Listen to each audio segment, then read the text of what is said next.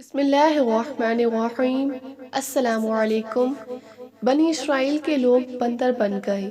یہ واقعہ حضرت داؤد علیہ السلام کے عہد میں پیش آیا، جب ایک قبیلے نے قوم بنی اسرائیل سے علیحدہ ہو کر دریا کے کنارے اپنے رہنے کے واسطے مکان بنا لیے۔ ان لوگوں نے اکثر کام احکام تورات کے خلاف شروع کر دیے تھے۔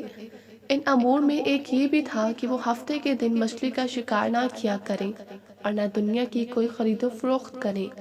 یہ سب چیزیں کتاب تورات میں حرام تھیں۔ ان لوگوں نے کوئی پرواہ نہ کی اور ان حرام کردہ چیزوں پر کاربند ہو گئے۔ جب اس قوم نے اللہ تعالیٰ کی نافرمانی شروع کی تو پھر ان کی آزمائش کے واسطے اللہ تعالیٰ نے دریا کی مچھلیوں کو حکم دیا کہ ہفتے کے دن دریا سے نکل کر ساحل پر آ کر اپنے کھیل کود میں مشغول رہیں، باقی دنوں میں دریا میں جا رہیں۔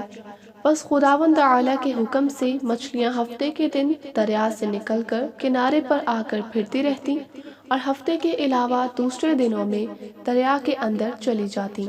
آخر یہودیوں نے ان کو دیکھ کر لالچ سے ایک ہیلا کیا کہ انہوں نے دریا کے کنارے پر نہر کھود کر وہاں اپنے جال ڈالے، کیونکہ ہفتے کے دن مچھلیاں دریا سے آ کر کھیل کود کے بعد دوبارہ دریا میں واپس چلی جاتی تھیں۔ آخر وہ سب ہفتے کے دن نہر میں جال ڈال کر رکھتے اور صبح کو اٹھ کر اتوار والے دن مچھلیوں کو اپنی ضرورت اور آرزو کے مطابق پکڑ کر کھا لیتے۔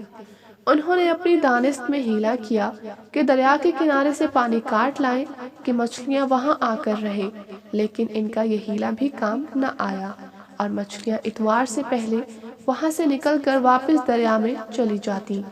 پھر ان لوگوں سے رہا نہ گیا اور وہ ہفتے کو اپنی نکالی ہوئی نہر کا راستہ ان مچھلیوں کے لیے بند کر دیتے اور اتوار کی صبح اسی نہر سے مچھلیاں پکڑ کر کھا لیتے اور اپنی دانست میں بڑی دانش مندی سے کام لے کر اللہ کو چکمہ دیا۔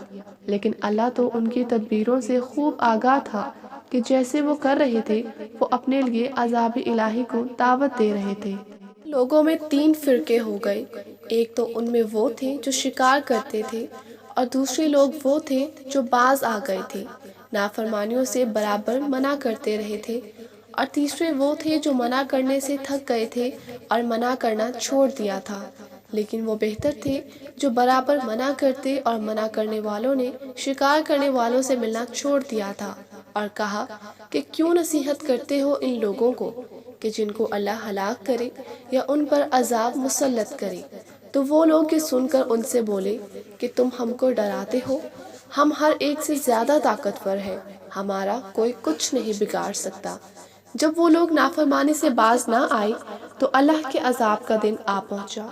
ایک دن صبح کو اٹھے تو دوسروں کی آوازیں سنی تو دیوار پر چڑھ کر دیکھا کہ ہر گھر میں بندر ہی بندر نظر آ رہے ہیں، اور ان کی کیفیت یہ تھی کہ وہ آدمی کو پہچان کر اپنے قرابت والوں کے پاؤں پر اپنا سر رکھتے اور پاؤں چاٹنے لگتے۔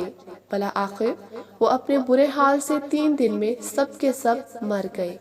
اے مومنو، نافرمانی کے سبب خداوند قدوس کے حکم سے بنی اسرائیل کے چہروں کو مسخ کیا گیا، یعنی ان کی شکلیں بندروں جیسی ہو گئیں، اور ہم لوگ چونکہ خاتم النبیین کی امت میں ہیں اس لیے اس زمانے میں گناہ کے باوجود حضور صلی اللہ علیہ وآلہ وسلم کی دعا سے ہمارے چہرے مسخ نہیں کیے جاتے۔ لیکن یاد رہے کہ قیامت کے دن اس نافرمانی کی سزا ذلت مسخ سے کم نہ ہوگی۔ یا اللہ، تو ہمیں نیکیوں کی توفیق عطا فرما اور دین اسلام پر ثابت قدم رکھ اور ہمارے سارے گناہوں کو معاف فرما۔ آمین یا رب العالمین۔